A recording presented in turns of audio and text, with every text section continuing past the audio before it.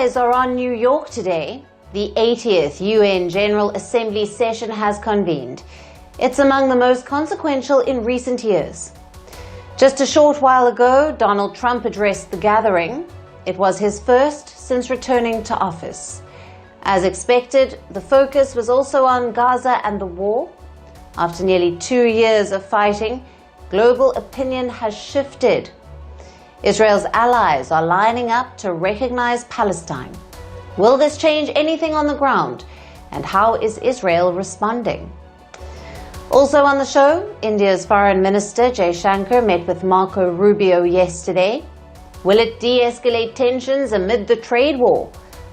In the tech world, Nvidia is investing $100 billion in OpenAI. Back in India, the GST cut is delivering record car sales. And finally, the miracle of an Afghan boy who flew on a plane's landing gear. All of this and more lined up. But first, the headlines. NATO warns Russia to stop airspace violations along its eastern flank after the alliance held urgent talks about a jet incursion over Estonia last week. That incident, which saw NATO scramble jets, came just over a week after the alliance shot down Russian drones over Poland. Poland will reopen its border with Belarus this week. The announcement was made by Prime Minister Donald Tusk. It comes 2 weeks after the border was sealed during Russian-led military exercises. Poland has also recently accused Belarus of encouraging undocumented migrants from outside Europe to cross the border. Chinese President Xi Jinping begins a rare visit to the northwest region of Xinjiang, home to numerous ethnic groups including Turkic-speaking Uyghurs. Xinjiang has long been plagued by attacks that have left many civilians dead. Beijing has denied accusations that it has targeted Uyghurs who are Muslims. French President Emmanuel Macron calls his US counterpart Donald Trump from the streets of New York after his entourage was stopped from crossing a route being kept clear for Trump's motorcade. Macron and Trump are in New York for the United Nations General Assembly. I'm sorry, President, I'm really sorry. It's just that everything's in frozen right now. How are you? Guess what? I'm waiting the street because everything is frozen for you. Mohanlal receives the Dadasaheb Phalke Award, the highest recognition in Indian cinema, at the 71st National Film Award ceremony held in New Delhi. Shah Rukh Khan also received his first National Film Award. He shared the Best Actor award with Vikrant Massey, while Rani Mukherjee won the Best Actress award.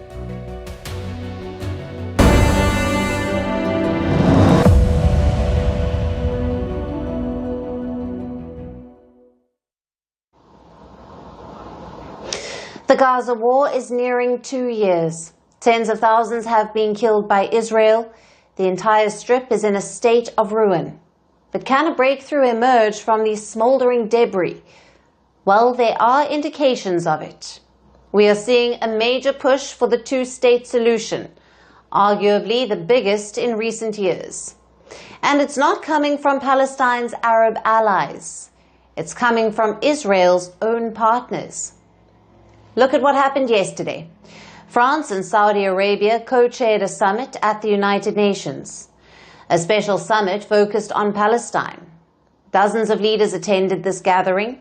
Many of them also officially recognized the state of Palestine. This includes multiple Israeli allies like France, Canada, and Portugal. The time has come. This is why, faithful to my country's historic commitment in the Middle East to peace between the Israeli and Palestinian peoples, I declare that France today recognizes the state of Palestine. La France reconnaît aujourd'hui l'État de Palestine.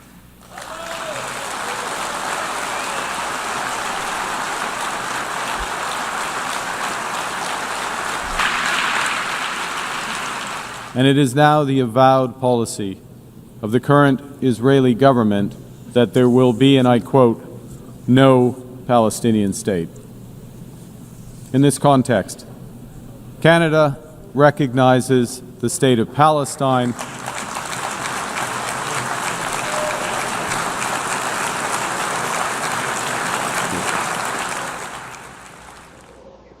The summit was boycotted by Israel and the US. Both countries have opposed unilateral recognition. Palestine also wasn't in the room. Their officials were denied visas by the US.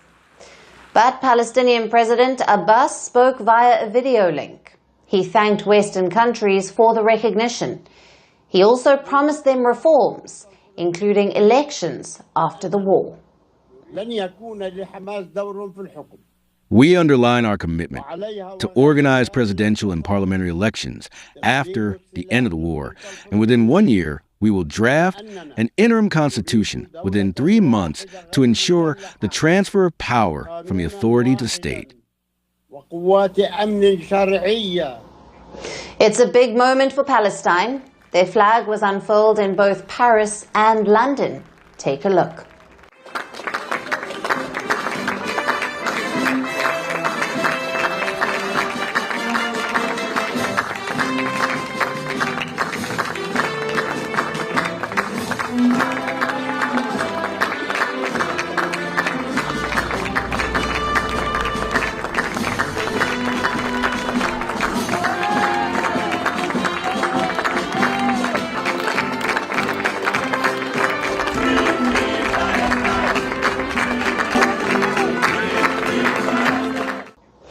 These moves raise three main questions.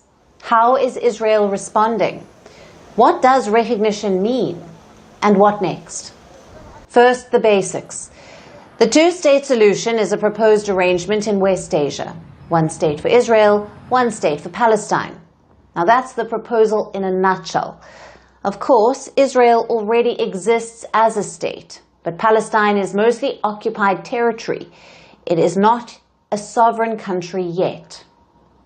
Nonetheless, many countries have already recognized them, more than 150 in total. India, Russia, China, all of them recognize Palestine. But Western countries did not.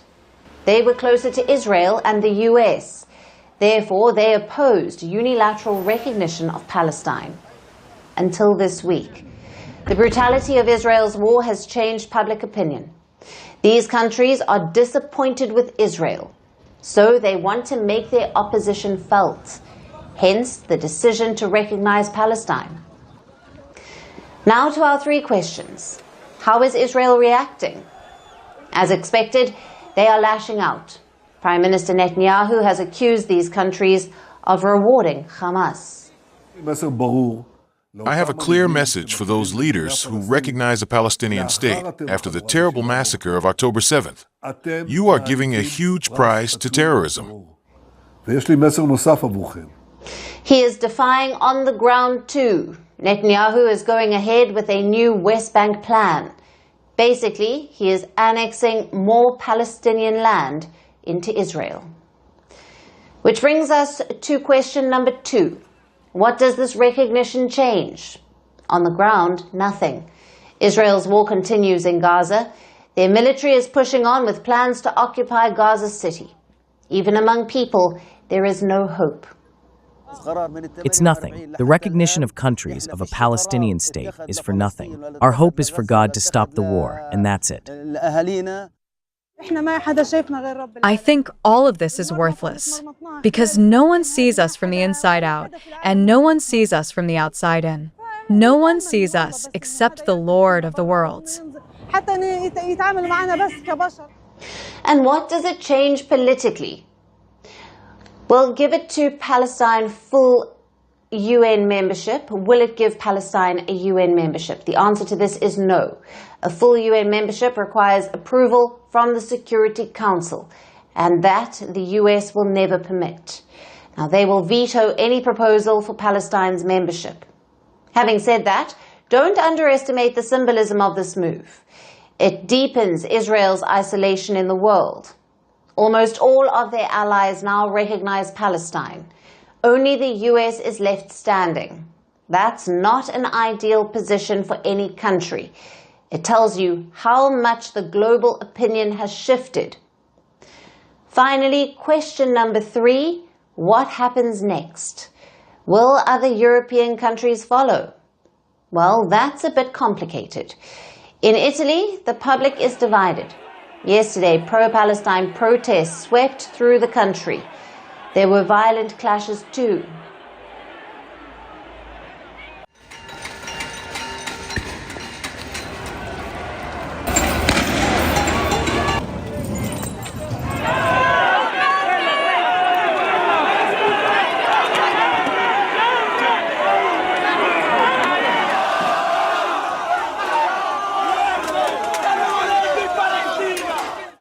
Prime Minister Georgia Meloni isn't recognizing Palestine. She says it would be counterproductive.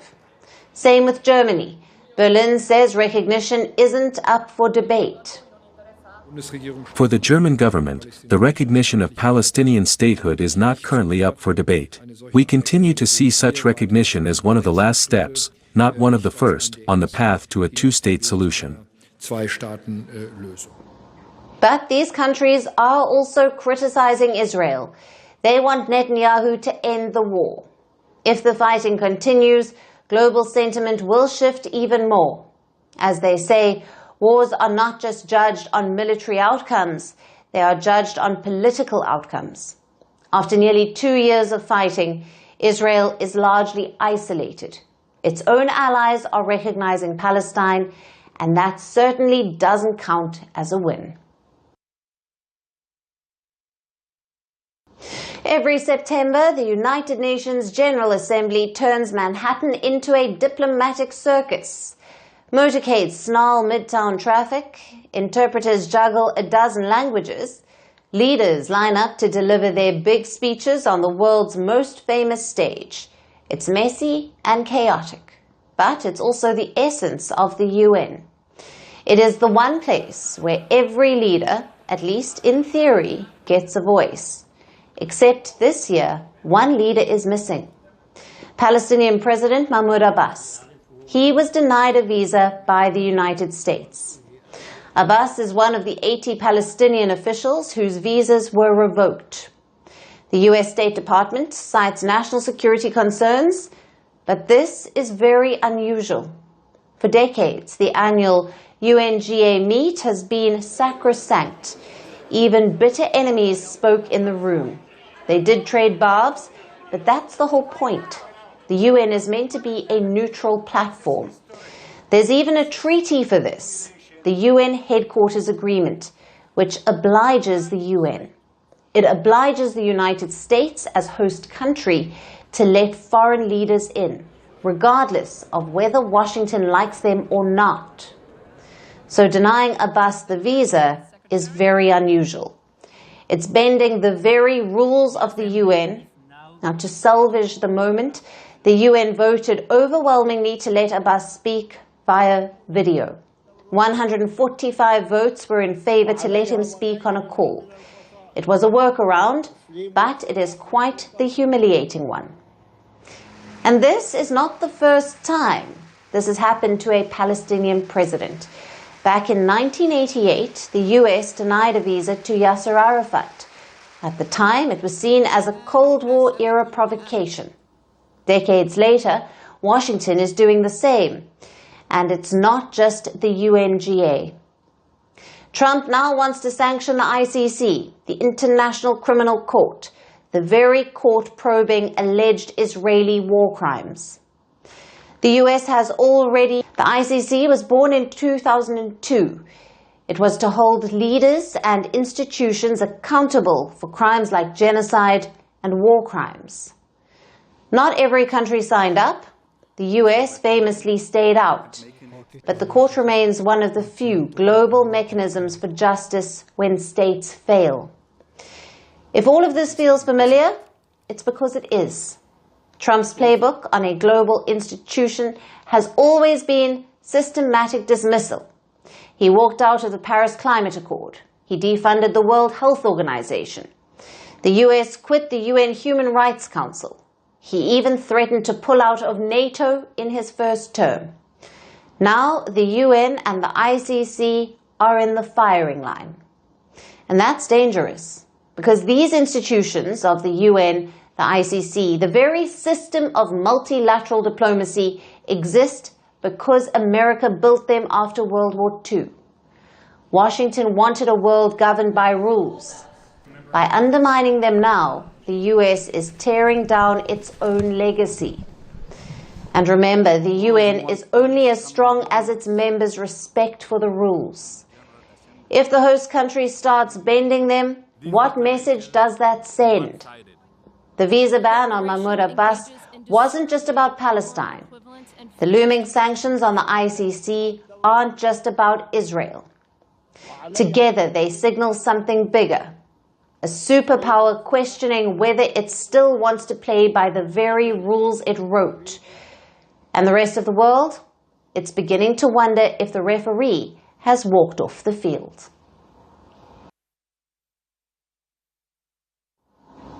The United Nations General Assembly is now open. Leaders from across the world are gathering in New York. More than 150 heads of state and government will address the UN. By tradition, Brazil speaks first. The United States follows. And this year, that means Donald Trump. It is his first UNGA speech since returning to the presidency, and it comes at a moment of global turbulence. There is a war in Ukraine. There is bloodshed in Gaza, and rivalries are shaping up across the world and sharpening. These speeches will set the tone for the week, and all eyes are on what the world's leaders choose to say. Our next report has more. New York is under heightened security. The United Nations General Assembly has opened its annual debate. Inside the hall, leaders face the world's most pressing crises. Wars in Gaza and Ukraine, tensions in the Caribbean, and global anxiety over migration, climate change, and artificial intelligence. For decades, this podium has been where nations announce their vision. This year, the voices are sharper, the divisions deeper. By tradition, Brazil always opens the debate. President Lula da Silva targeted authoritarianism and anti-democratic forces around the world.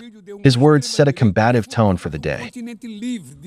Then came U.S. President Donald Trump, back at the UN for the first time in his second term, a president once laughed at in this hall.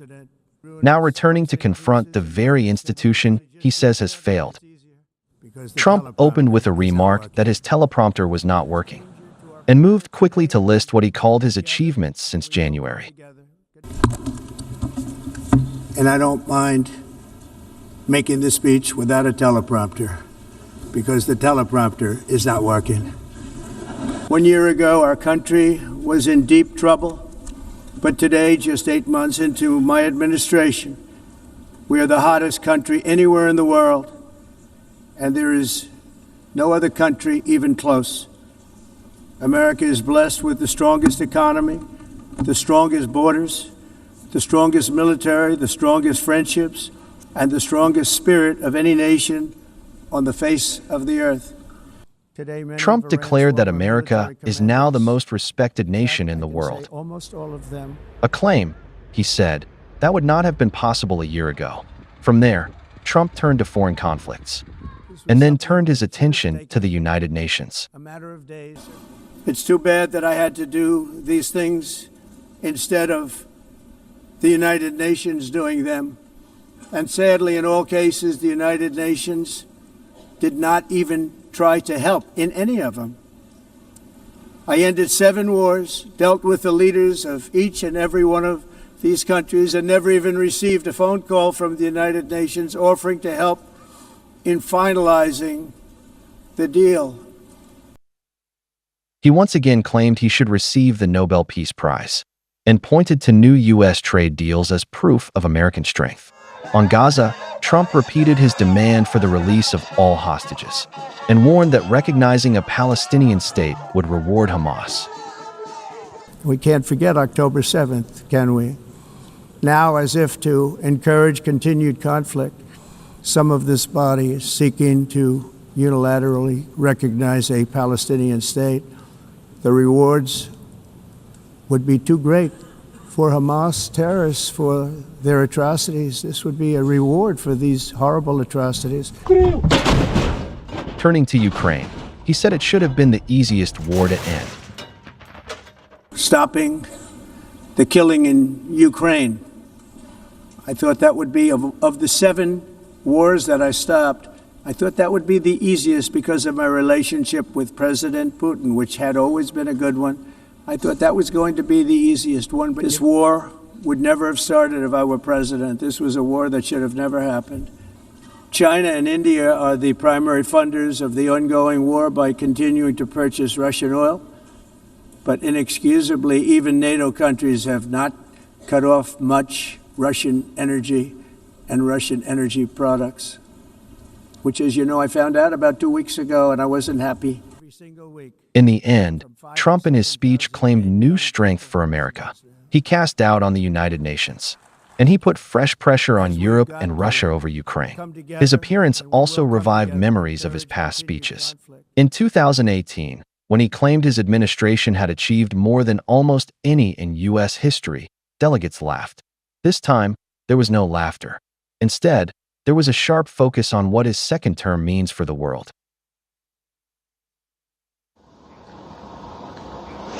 And staying on with the UNGA, a key meeting happened on the sidelines yesterday. India's Foreign Minister, Jaishankar, met with US Secretary of State Marco Rubio. And what a time to meet, right in the middle of tariff and visa tensions. It was also the highest level of engagement since ties broke down, since Trump imposed his 50% tariffs. So, how did things go? Rubio said India is of critical importance to America.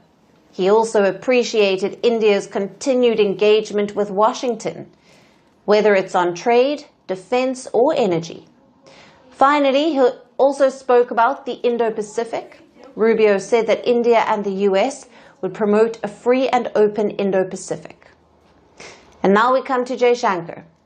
He said the talks covered issues of current concern, clearly a reference to bilateral challenges like the visas and tariffs. Jaishankar also highlighted the importance of sustained engagement, basically to continue having such talks. Now, the timing of this meeting is very important. Last Friday, President Donald Trump announced his H-1B visa rule.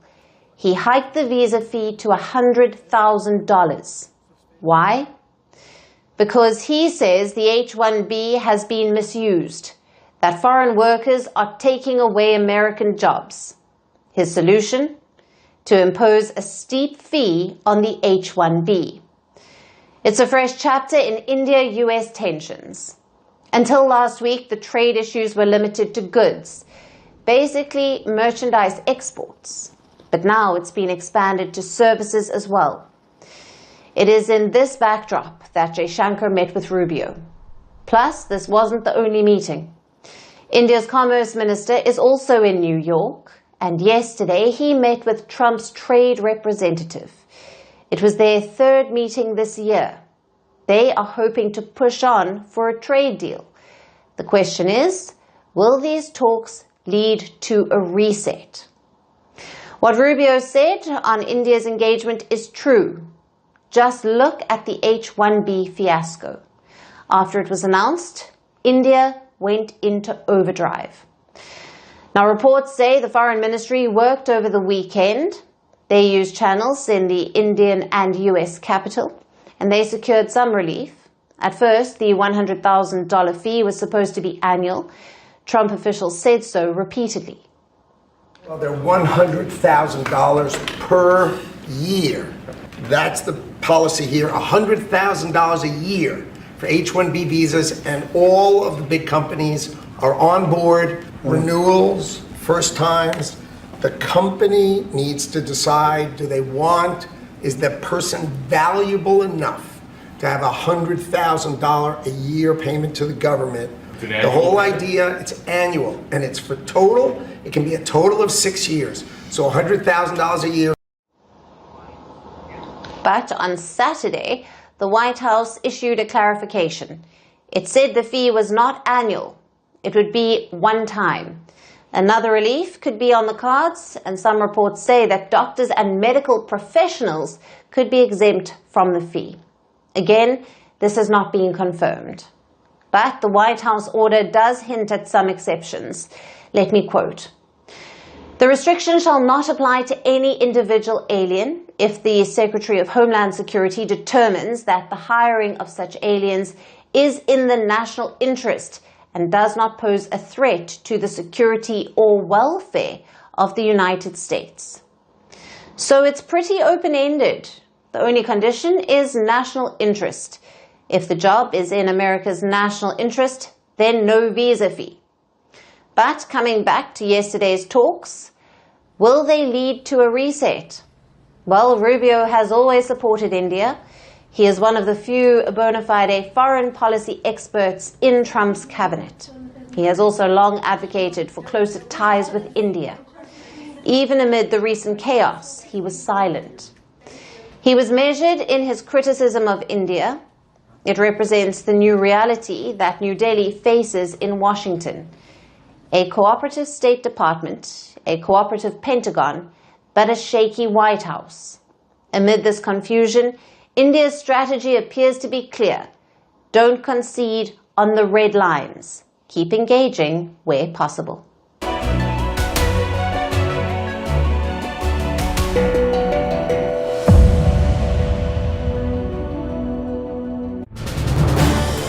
This is News 18 Network.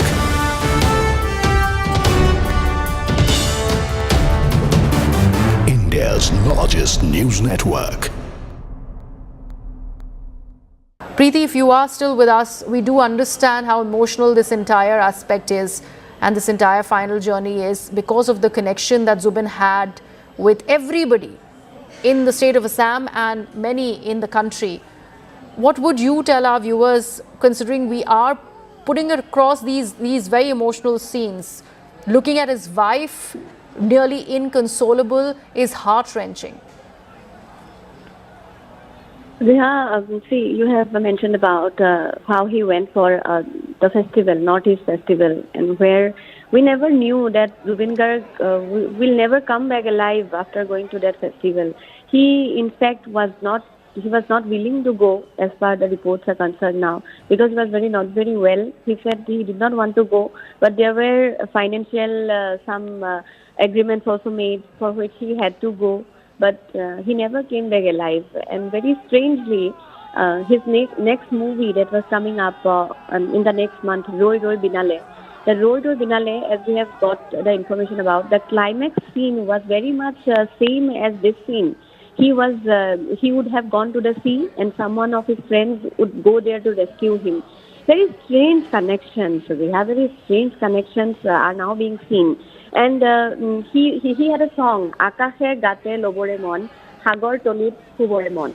So in this same song, Mayabini, there are these two lines, Akashe Gate Lobore Mon. I want to take the sky and the sea in my body, and I want to go into the sea forever. So he went to the sea forever. It was like his songs, even the last moment of his life was Mayabini. Akashe Gate Lobore Mon, Hagor Tolit Hubore Mon. I want to sleep in the river, in the seabed.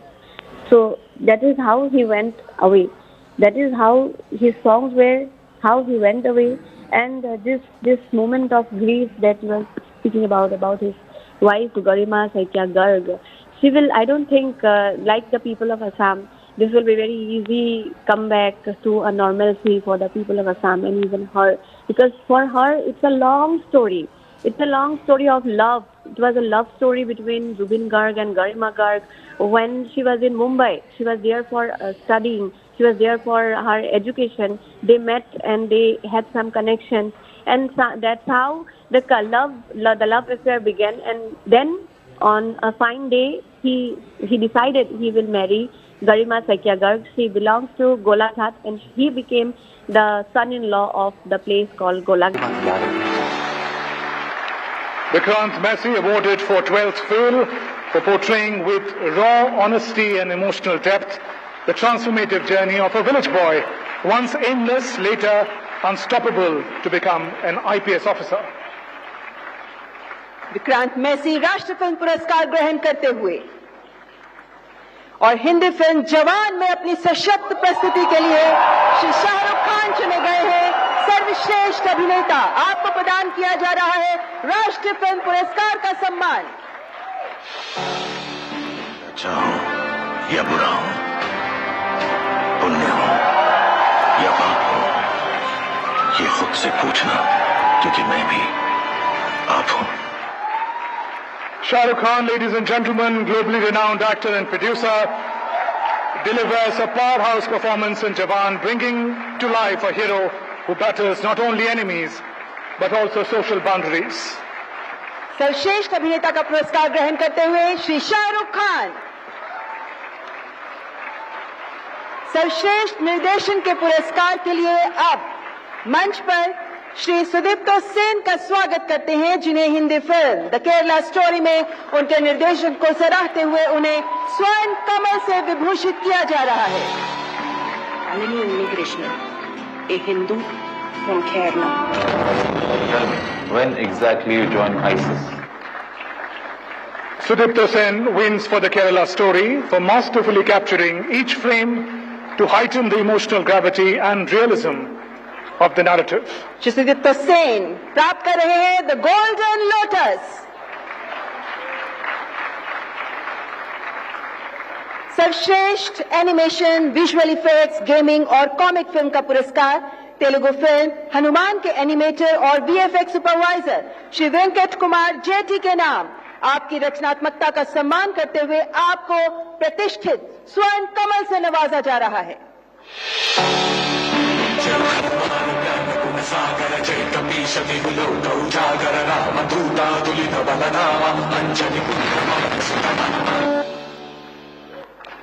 Ladies and gentlemen, for its curious blend of live action, animation and visual effects, Hanuman proves that technical excellence and emotional depth can coexist, earning its place as a visual spectacle. और मंच पर आमंत्रित करती हूँ film Hanuman के producer primes entertainment की ओर से श्री निरंजन रेड्डी. आप भी ग्रहण कर रहे हैं the golden lotus.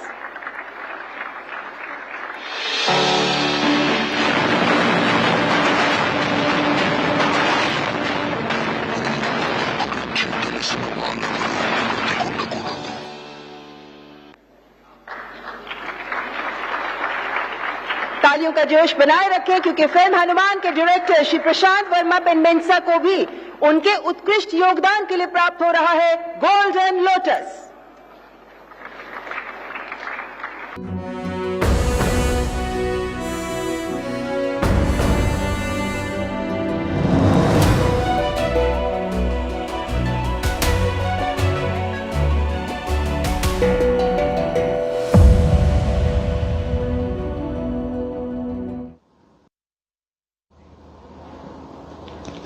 And now on to Nvidia. It is putting up to $100 billion into OpenAI, the maker of ChatGPT. It's a huge number, even for Silicon Valley. The deal is framed as a strategic partnership. Nvidia will supply chips, OpenAI will build data centers. Together, they want to push AI to the next level. But the announcement raises as many questions as it has answers. So here are the big ones. First, what exactly is the deal? Nvidia gets closer to its biggest customer, but it won't get voting rights. So it is essentially influence, not control. 2, where does the rest of the money come from? 1 gigawatt of AI data center capacity costs about $50 billion. Nvidia is covering $10 billion per gigawatt. Now that leaves a gap of $40 billion each time.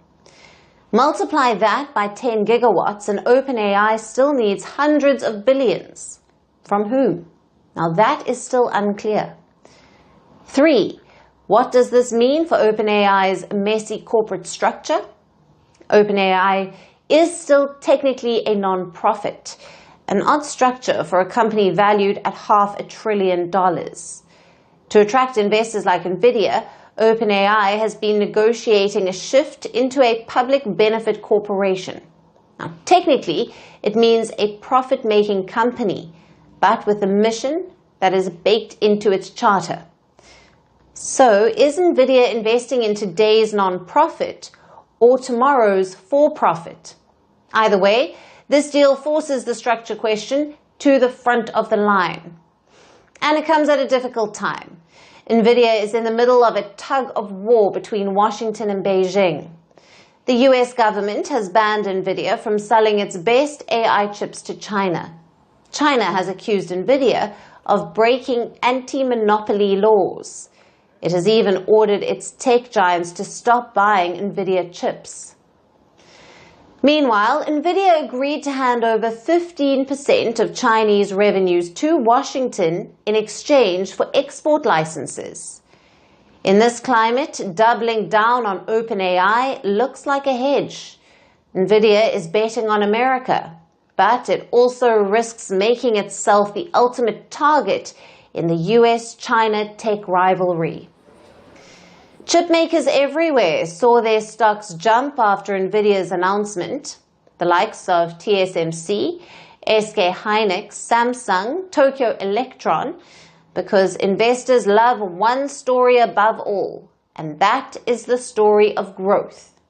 But growth here depends on two fragile things: demand for AI that justifies trillions in spending, also a continued supply of the rare hardware that is needed to fuel it. If either falters, the bubble pops. If both hold, Nvidia's $100 billion could look like the smartest bet of the decade. So, is this inflating the AI bubble? On paper, yes. OpenAI is valued at $500 billion today. Nvidia's $10 billion first tranche is pegged at that number. But by the time the next chunk comes, will OpenAI still be worth $500 billion or $1 trillion? The math starts to look eerily like dot-com era logic. Valuations rising faster than revenues, capital needs ballooning, and everyone assuming infinite growth. The difference? This time, the product isn't eyeballs on websites. It's compute power and AI infrastructure, which brings us to the main question. Is Nvidia pouring fuel on an AI bubble, or are we watching the birth of a new industrial revolution? Maybe both. The dot-com crash was brutal, but it left behind the rails of the modern internet, and that's the parallel to watch. Nvidia and OpenAI may be stumbling into the same story. The risks are enormous, but so are the rewards. Whether this ends in a crash or a transformation, one thing is certain. The world is now all in on AI, and Nvidia just put the biggest chip on the table. What happens when you combine a festival with tax cuts? In simple words, a shopping spree. That's what's happening in India. Yesterday marked the first day of the Navratri festival. It also coincided with the new GST rates. Taxes have been cut across the board on items. Nowhere was it more visible than cars. There is always a rush to buy vehicles around this time, but the lower GST made it even better. The result? A massive buying spree. Top sellers like Maruti sold 30,000 cars on Monday alone. Our next report tells you more. Indians love a Maruti car, it's no secret. But even that love doesn't explain the frenzy on Monday. Maruti recorded its best sales day in 3 decades. They received 80,000 inquiries and delivered 25,000 cars. But wait, it wasn't just Maruti. Over at Tata Motors, same story. They received 25,000 inquiries and 10,000 deliveries. And Hyundai, also on a roll with 11,000 orders on Monday. Makes you wonder, what was so special? It was a double boost for India's auto market yesterday. For starters, it marked the beginning of a major Hindu festival, Navaratri. But more importantly, it was the first day of the new GST regime. GST, as you know, is the goods and services tax. It is the uniform indirect tax levied on items sold in India. Back in August, the government announced reforms to this tax system. Among the beneficiaries was the auto sector. Before Monday, smaller cars attracted 28% tax. These are cars under 4 meters in length, with relatively smaller engines, under 1200 cc for petrol and 1500 cc for diesel. But starting yesterday, the tax was slashed to 18%. The result was a shopping frenzy. Car makers cashed in on this tax cut. They added their own festival discounts to boost sales. Look at the new prices this season. Maruti's Espresso has become cheaper by 1.3 lakh rupees. The Celerio by around 94,000 rupees. And the Baleno by 86,000. Hyundai too has slashed their prices. The Creta has become cheaper by 72,000 rupees. And the Venue by 1.24 lakhs. Indian carmaker Tata has also announced new prices. Their Tiago hatchback will now cost 1.2 lakh less.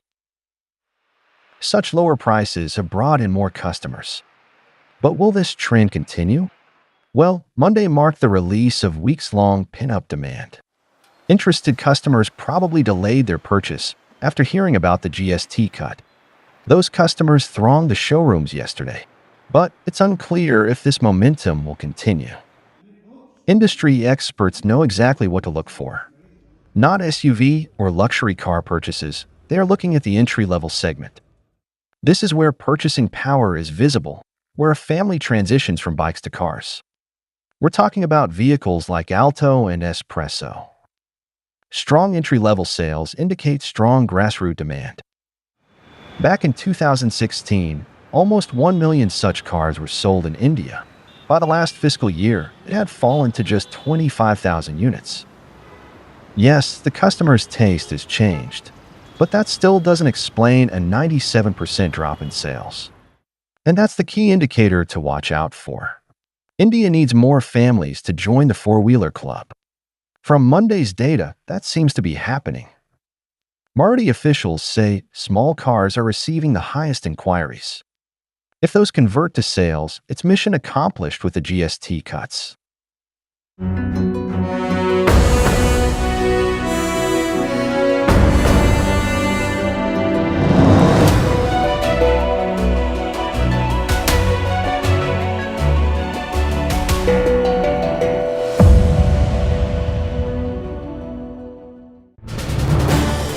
This is News 18 Network.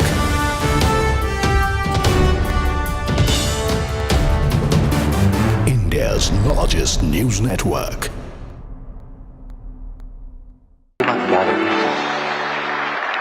Vikrant Messi awarded for 12th film for portraying with raw honesty and emotional depth the transformative journey of a village boy, once aimless, later unstoppable to become an IPS officer. Vikrant Massey राष्ट्रीय film पुरस्कार ग्रहण करते हुए और Hindi film जवान में अपनी सशक्त प्रस्तुति के लिए श्री शाहरुख खान चुने गए हैं सर्वश्रेष्ठ अभिनेता। आपको प्रदान किया जा रहा है राष्ट्रीय फिल्म पुरस्कार का सम्मान। अच्छा हो या बुरा हो, पुण्य हो या पाप हो, ये खुद से पूछना, क्योंकि मैं भी आप हूं। Shah Rukh Khan, ladies and gentlemen, globally renowned actor and producer, delivers a powerhouse performance in Jawan, bringing to life a hero who battles not only enemies, but also social boundaries. सर्वश्रेष्ठ अभिनेता का पुरस्कार ग्रहण करते हुए श्री शाहरुख खान। सर्वश्रेष्ठ निर्देशन के पुरस्कार के लिए अब मंच पर श्री सुदीप्तो सेन का स्वागत करते हैं, जिन्हें Hindi film the Kerala story में उनके निर्देशन को सराहते हुए उन्हें स्वर्ण कमल से विभूषित किया जा रहा है। Krishna, a Hindu from Kerala. Tell me, when exactly you joined ISIS? Sudipto Sen wins for the Kerala story for masterfully capturing each frame to heighten the emotional gravity and realism of the narrative. Shri Sudipto Sen प्राप्त कर रहे हैं the golden lotus. सर्वश्रेष्ठ animation, visual effects, gaming और comic film का पुरस्कार Telugu film Hanuman के animator और वीएफएक्स सुपरवाइजर श्री वेंकट कुमार जेठी के नाम आपकी रचनात्मकता का सम्मान करते हुए आपको प्रतिष्ठित स्वर्ण कमल से नवाजा जा रहा है।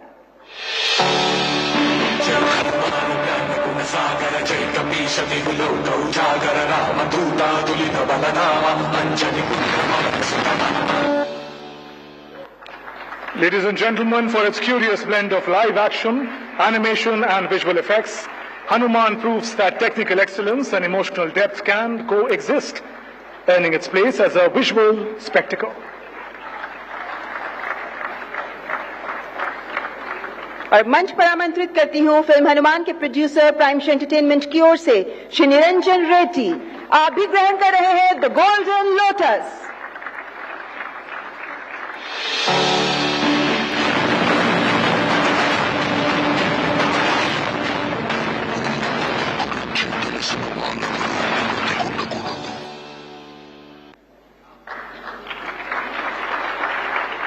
तालियों का जोश बनाए रखें क्योंकि फिल्म हनुमान के डायरेक्टर श्री प्रशांत वर्मा पेनमेंसा को भी उनके उत्कृष्ट योगदान के लिए प्राप्त हो रहा है गोल्डन लोटस।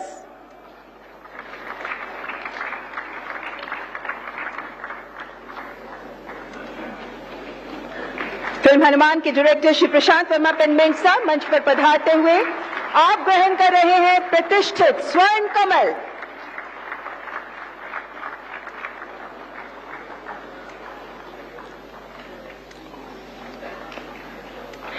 मान्यवर सर्वश्रेष्ठ बाल फिल्म है मराठी फिल्म नाल 2। इस भावपूर्ण और संवेदनशील प्रस्तुतिकरण के लिए निर्माता जी एंटरटेनमेंट लिमिटेड और आर्टपाथ प्रोडक्शंस प्राप्त कर रहे हैं स्वर्ण कमल और इनकी ओर से श्री उमेश कुमार बंसल ग्रहण कर रहे हैं the golden lotus.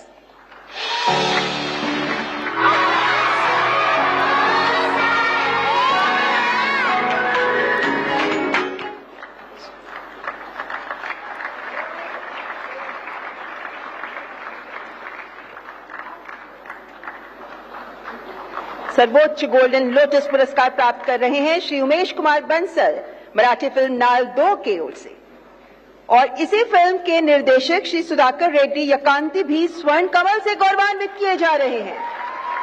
Recognized for its sensitive portrayal of childhood bonds, adoption and emotional growth, Naal 2 elegantly captures a child's perspective in rural Maharashtra, conveying universal values through its gentle narrative. राष्ट्रीय सामाजिक और पर्यावरणीय मूल्यों का प्रोत्साहन करने वाली सर्वश्रेष्ठ फीचर फिल्म का पुरस्कार फिल्म सैम बहादुर के नाम इस फिल्म के लिए निर्माता आरएसवीपी की ओर से श्री रोनीवाला स्क्रूवाला प्राप्त कर रहे हैं silver lotus.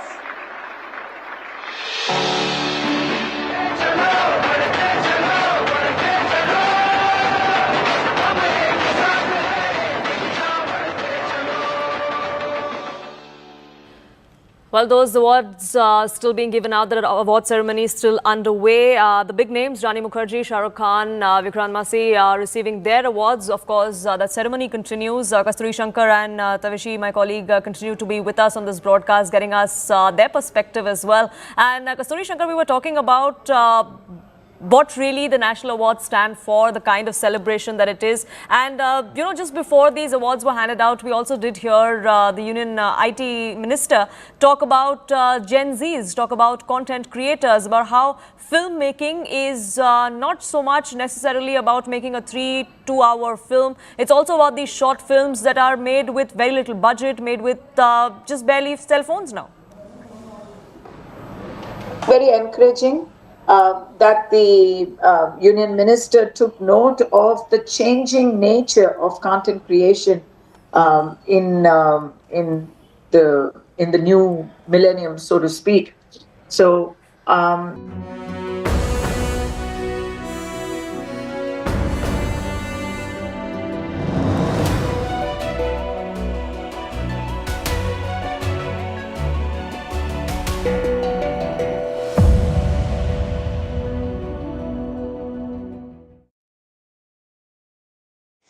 For years, one medicine has sat quietly in almost every home. Small, white in color, and cheap. In America, it's called Tylenol. Its generic name is acetaminophen. Elsewhere, it's known as paracetamol. It is the world's most common pain reliever. It treats fever and reduces pain, and it has been recommended for decades. Doctors call it the safest option in pregnancy. So safe that it is said that half of all expectant mothers take it. But yesterday, this ordinary pill moved from the medical world to the political stage. At the White House, US President Donald Trump took aim at it. He stood beside his health secretary. His name is Robert F. Kennedy Jr., and Trump issued a warning to millions of women. Don't take Tylenol. Listen in. First, effective immediately, the FDA will be notifying physicians that the use of let's see how we say that. Acetaminophen. Is that okay? Which is basically commonly known as Tylenol, during pregnancy can be associated with a very increased risk of autism. So taking Tylenol is not good. All right, I'll say it. It's not good. Well, Donald Trump did not stop there. The US president even said that women should avoid Tylenol during their entire pregnancy. Take a look. Because I think you shouldn't take it, and you shouldn't take it during the entire pregnancy. They may tell you that toward the end of the pregnancy, you shouldn't take it during the entire, and you shouldn't give the child the Tylenol every time he's born and he goes and has a shot. You shouldn't give a Tylenol to that child. But why did Trump say this? It's because of the growing diagnoses of autism in the United States. Trump claimed that rates have surged by more than 400% since the year 2000, and official data shows a rise. The U.S. Center for Disease Control says that 1 in 31 children aged 8 years old has been identified with autism. In 2020, the number was 1 in 36. But experts say that this does not mean autism is suddenly exploding. The definition of autism has changed. Doctors are screening more children, and parents are more aware of the signs. This is why more children are being diagnosed today. But the president is drawing his own conclusions. He linked the rise in autism to Tylenol, and he warned that giving it to babies after vaccinations was also bad. The FDA, that's the Food and Drug Administration, it is the agency that regulates medicines in the United States. It decides what is safe and what warnings should appear on drug labels. After Trump's announcement, the FDA said it would review the labels on Tylenol. But the FDA made one point clear. A direct link between Tylenol and autism has not been proven. So where does that leave us? What does the science actually show? Some studies have suggested a possible association. Earlier this year, a review of 46 studies did find a link between Tylenol use and autism or ADHD, but the authors warned association is not proof. They said that more research is needed. By contrast, a massive study in Sweden tracked 2.5 million children. It compared siblings and looked at exposure during pregnancy. The result? No sign of a direct link. They said family factors, not the drug, may explain earlier results. So the picture is mixed. Some studies see a possible link and others show no connection at all. And that is why the debate continues. But science is only one part of the story. The other part is trust. Because when a president speaks, his words carry weight. And that is why the medical community responded with alarm. They warned that scare messages could harm expectant mothers because the real risk is not the medicine.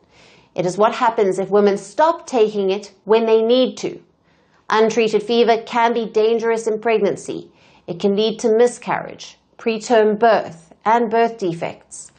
So doctors and experts repeat their guidance. Tylenol is still the safest option.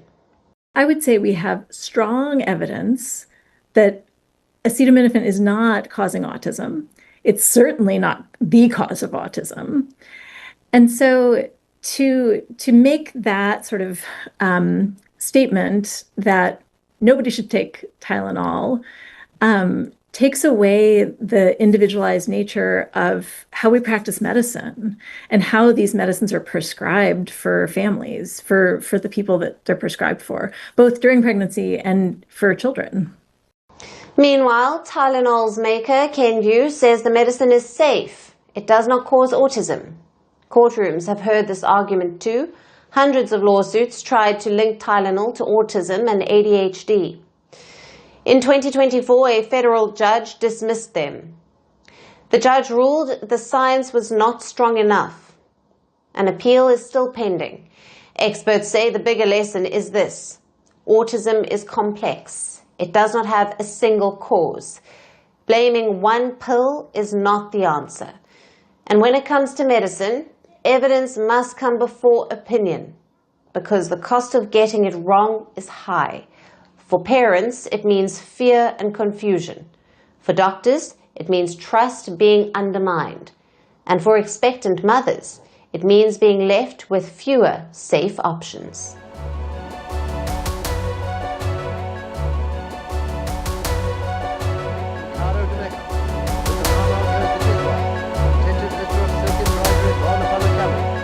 Over 6,000 pounds. This year is the first Mama pilgrimage since 1925. For in that year it had a warm reception by the monarch.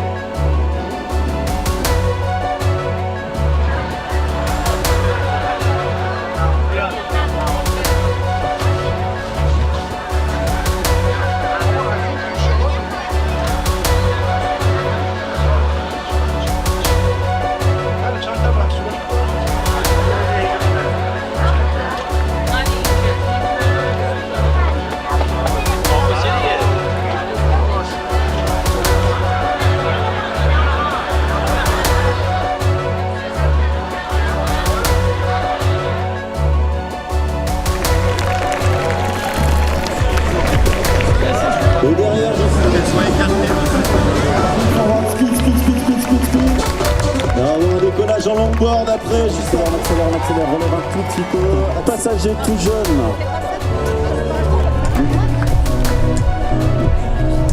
Air Alpin, Prévol, Air Aventure, allez, du temps, regarde tout.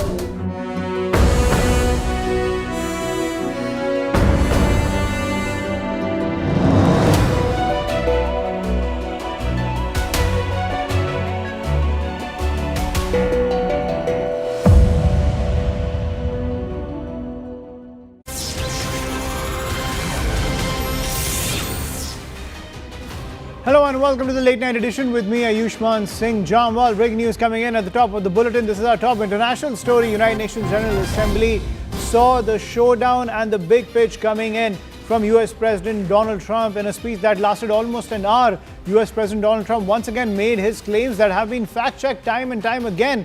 Donald Trump accused India of being one of the primary funders of the Russia-Ukraine war, adding that he has been able to resolve 7 wars, including the clash between India and Pakistan. He also lambasted the United Nations for doing nothing to push for peace across the globe. Listen in.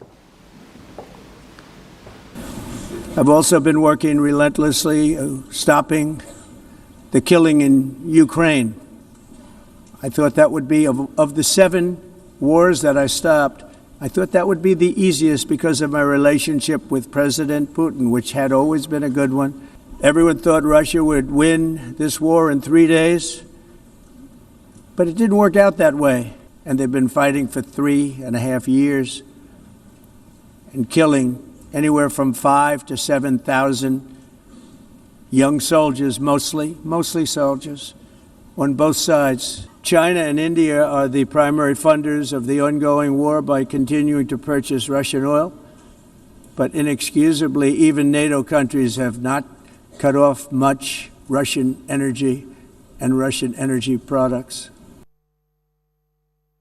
I ended 7 wars, and in all cases they were raging with countless thousands of people being killed. This includes Cambodia and Thailand, Kosovo and Serbia, the Congo and Rwanda, a vicious, violent war that was, Pakistan and India, Israel and Iran, Egypt and Ethiopia, and Armenia and Azerbaijan. It included all of them. No president or prime minister, and for that matter, no other country has ever done anything close to that. And I did it in just 7 months. I ended 7 wars, dealt with the leaders of each and every one of these countries, and never even received a phone call from the United Nations offering to help in finalizing the deal. All I got from the United Nations was an escalator that on the way up stopped right in the middle. If the First Lady wasn't in great shape, she would have fallen.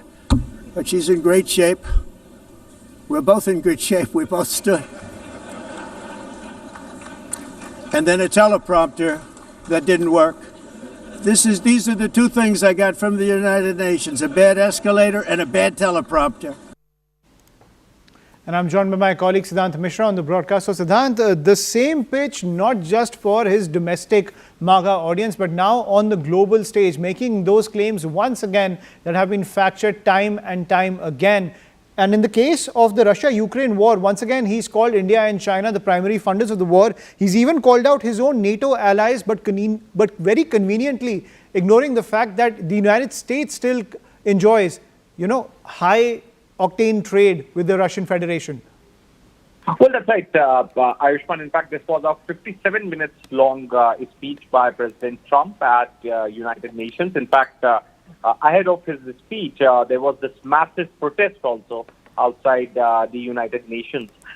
Now, President Trump's speech was filled with familiar grievances and, in fact, false claims criticizing the UN as ineffective.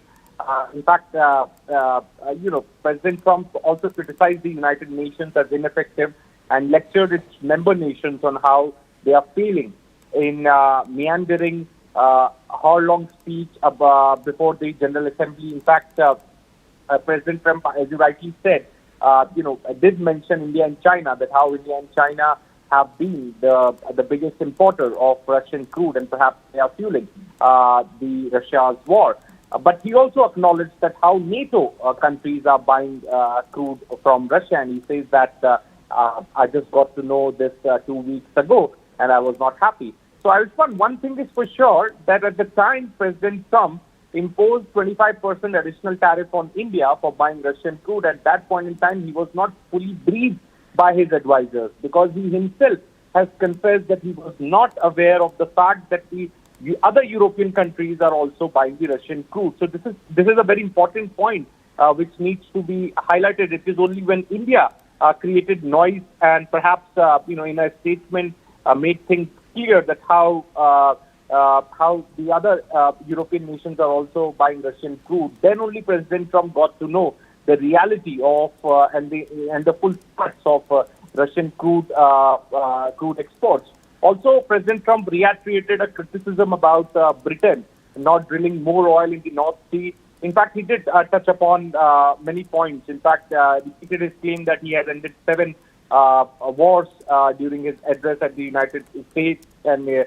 United Nations. It's too bad I had to do these things instead of the United Nations. So perhaps he also wanted to, send this message out that since United Nations is ineffective, he is one effective, his administration is the effective body, who is bringing end to the wars, the conflicts happening worldwide. So that is also kind of a parallel which he did try to create during his address at the United Nations. In fact, Trump again boasted about his role as a resolver of world conflicts, the campaigns for Nobel Peace Prize, etc. He spoke about that. So as I said, it was a 57 minutes long speech, the longest ever by President Trump at the United Nations, and also now his administration is praising him for delivering a 57 minutes long speech without a teleprompter. Right, thanks Siddhant for decoding that for us. So clearly Trump, the same old grievances coming now on the global stage at the United Nations General Assembly, but once again ignoring very conveniently the facts about American-Russian trade as he takes on both India and China as well as his own NATO allies over enjoying trade ties with Russia, accusing all these nations of fueling the war machine between Russia and Ukraine. But my colleague Sanjay Suri is also getting us this report from New York as the war of words continues to escalate on the diplomatic stage, creating more problems when it comes to the global order. Listen in.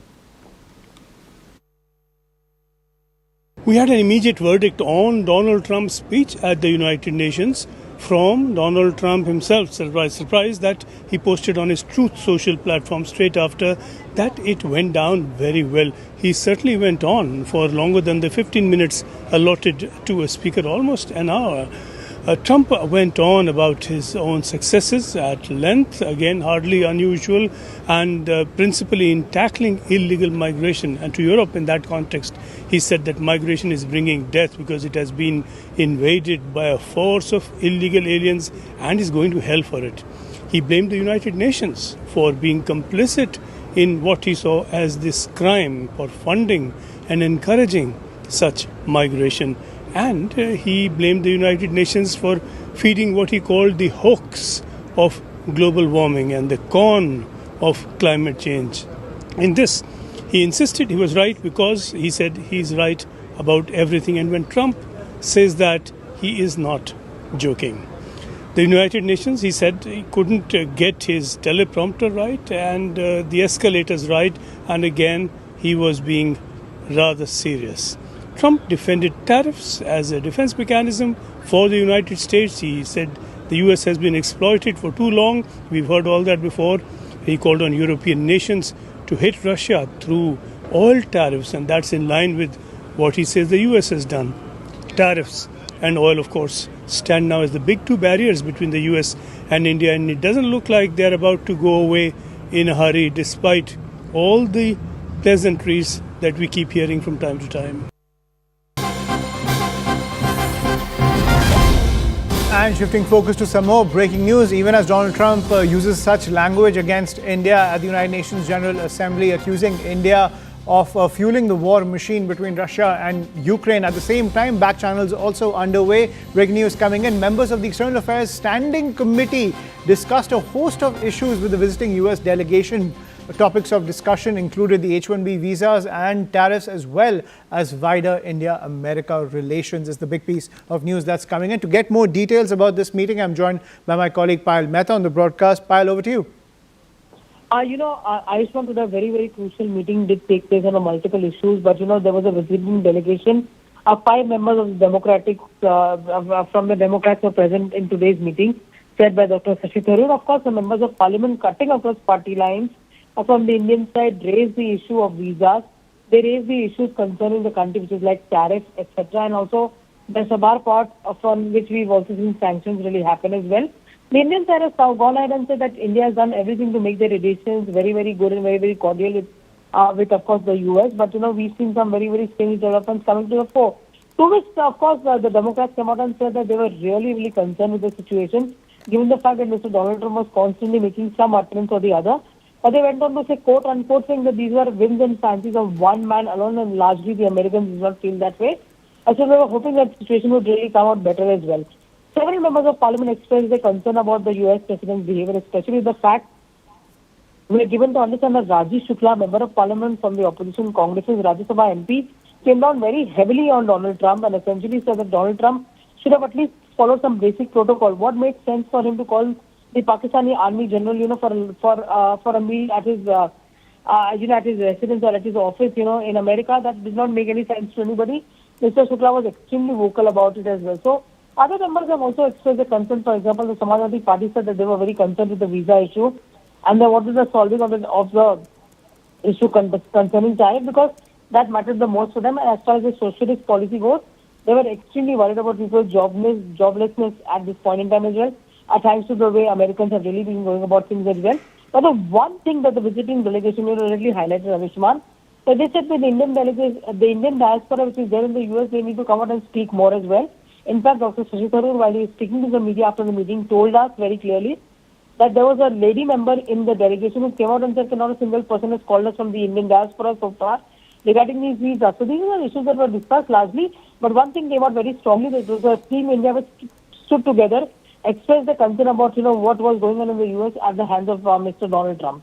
Right. Thank you, Payal, for decoding that for us. So it seems that when it comes to the back-channel talks also between the two sides, the same grievances also being discussed by not just Indian lawmakers, but even members of the Democratic Party who are part of this US delegation. Thank you, Payal, for decoding that for us. Shifting focus back home, Kolkata is reeling under the impact of relentless rain since last night, plunging the city into chaos. Widespread waterlogging, flooding and power outages have disrupted daily life. Metro local trains and road traffic were severely affected, with vehicles stranded in waist-deep water across Park Circus, Gariahat, Behala and College Street. Over 60 flights were cancelled and dozens more delayed. Even Durga Puja pandals were not spared.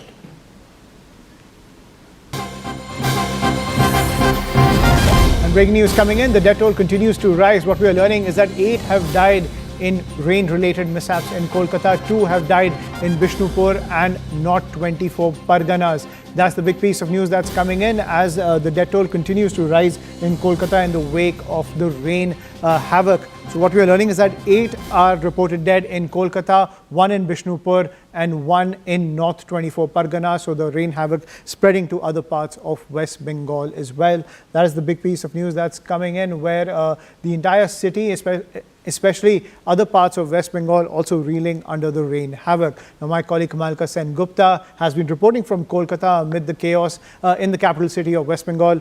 This is what she had to report. Right, Kamalka is joining us on the broadcast. In fact, so Kamalka, what's the latest from Ground Zero? See, still now there are some places where water is there, like in South Kolkata, Gariahat, Salt Lake, also some areas of Salt Lake. The water is still there, and that is a concern. Though there is no rainfall till now, though there is a forecast of rainfall, but till now there is no rainfall. So we were talking to the mayor, and he has stated that if there is no rainfall, then by tomorrow morning things will be okay. But the point is, in one hand, the waterlogging is a problem. On the other hand, widespread areas, there is no current, there is no power, there has been power cut. So the CESC, who looks after the Kolkata's power supply, they are of the opinion, and they have given a statement that because in certain areas this electrocution has taken place, because we know that 8 to 9 people have died out of electrocution, that Mamata Banerjee has said, and 2 more people have died in the district. So this is where the CAC does not want to take chance, and that's why they are in various places. The power cut is there. The moment the water will recede, then that point of time they will switch on the power, because of this the power factor, there's a lot of people who have lost their lives. So now this is the situation on Ground Zero, but at the same time, on the other hand, the political blame game is on. The BJP is clearly stating that this is a failure of the Kolkata Corporation and the Calcutta mayor should resign. And also there was a forecast given, as also Amit Malviya has tweeted, but even after they did nothing. That's the BJP's version. On the other hand, the Trinamool's version is this is unprecedented rain, 300 millimeters of rain just in 4 hours. That is something which jeopardized the entire system. This is not the time to do politics, and this is Mamata Banerjee is not, has herself stated that this is not right, that in a time of such an emergency, opposition does politics. But on the other hand, there is also blame going on CESC by the opposition by stating it that since they supply power in entire Kolkata, they have a nexus with the state government, the corporation, and that is why they are not coming up heavily on CSC. So all these things, the politics is there, but tomorrow morning, if by tomorrow morning the water does not recede, then there is going to be a real concern area. Right.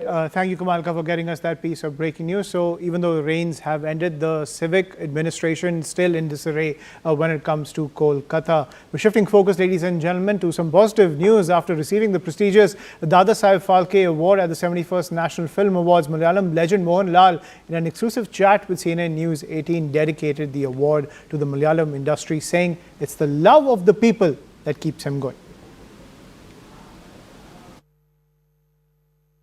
Dada Phalke Saheb Award, how do you feel You have given all the answers. Like, this is a great moment for us as an actor. This is a great honor, and I already told I am giving this honor to the Malayalam industry. Okay? You're dedicating this award to the Malayalam industry. And what do you have to say about you have been ruling the Malayalam industry? Nothing. I'm not ruling. I'm a part of the Malayalam industry. Mohanlal as humble as always after receiving such an honor. We will continue to track all the developments coming in. For now, quick break. More news and updates on the other side.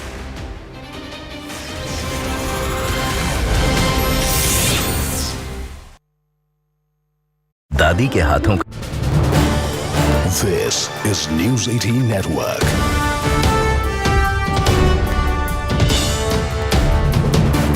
India's largest news network.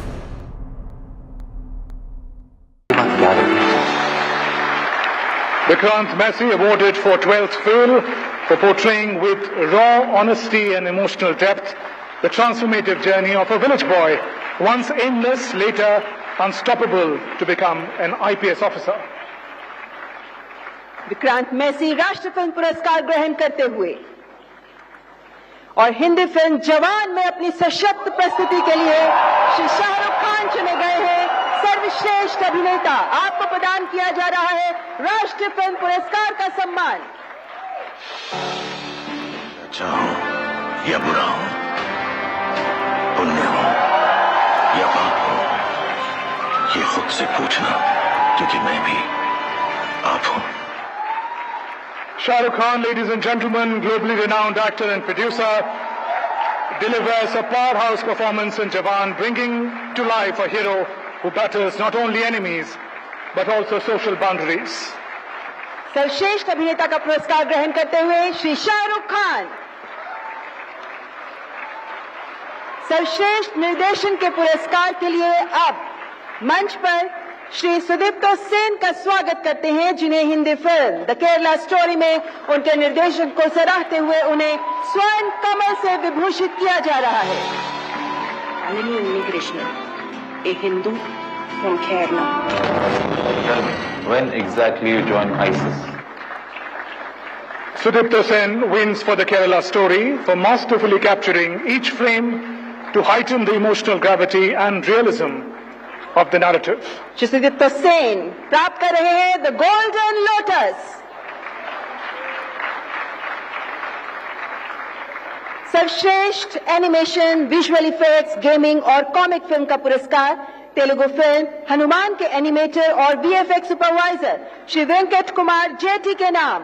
आपकी रचनात्मकता का सम्मान करते हुए आपको प्रतिष्ठित स्वर्ण कमल से नवाजा जा रहा है.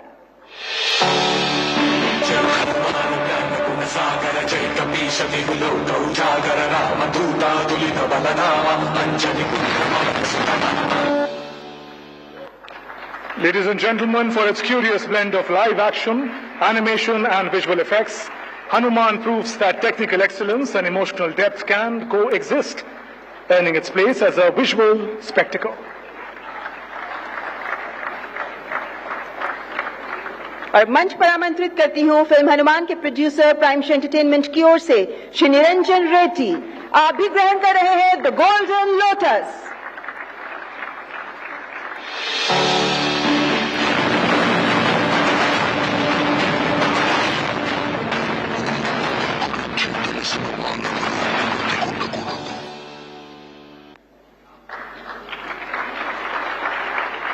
तालियों का जोश बनाए रखें, क्योंकि फिल्म हनुमान के डायरेक्टर श्री प्रशांत वर्मा पेनमेंसा को भी उनके उत्कृष्ट योगदान के लिए प्राप्त हो रहा है गोल्डन लोटस.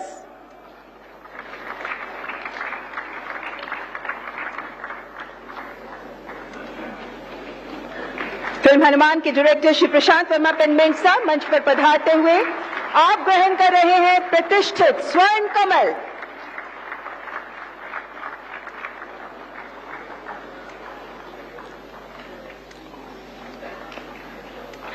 मान्यवर सर्वश्रेष्ठ बाल फिल्म है मराठी फिल्म नाल 2. इस भावपूर्ण और संवेदनशील प्रस्तुतिकरण के लिए निर्माता जी एंटरटेनमेंट लिमिटेड और आर्ट पाथ प्रोडक्शंस प्राप्त कर रहे हैं